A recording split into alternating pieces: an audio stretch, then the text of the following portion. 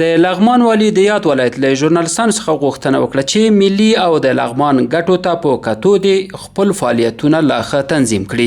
نوموړي دغه څرګندونه نن د دوشنبې په ورځ د چنګاښ په 23مه نیټه له غرمې وړاندې د دې ولایت له ژورنالستانو سره په ځانګړې ناسته کې وکړي چې پر مهال د اطلاعات او فرهنګ رئیس اورنګ سمیم او د ملي راډیو ټلویزیون امیر حاجي محب الله محب هم ګډون کړی و.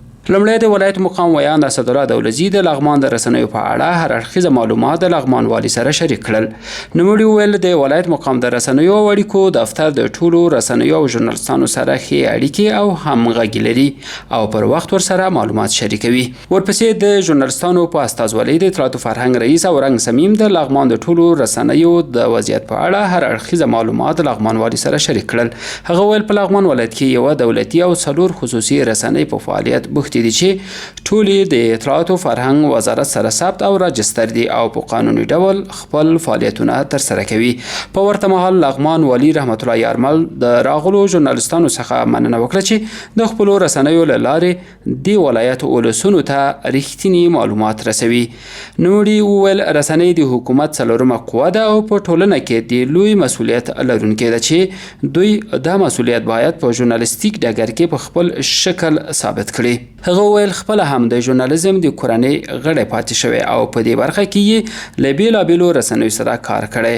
ښاغلي یارمل د افغانستان د وروستیو حالاتو په اړه هم هر اړخیزه معلومات د راغلو ژورنالستانو سره شریک کړل. نوموړي وویل لومړی ورته د افغانستان او بیا ورته د لغمان د ولسونو ګټې خورا مهمې دي او په دې برخه کې به په دقت سره کار ترسره کړي.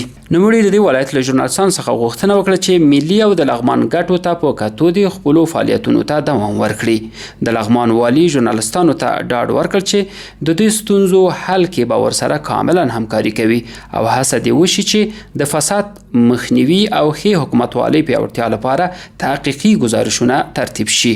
ښاغلي یارمل راغلو ژورنالستانو ته د ولایتي ادارې په استازولۍ د هر ډول مرستې او همکارۍ ډاډ ورکړ. په یاده ناسته کې د ټولو خواو څخه په یو شمېر نورو مهمو موضوعاتو هم هر اړخیزه خبرې وشوې.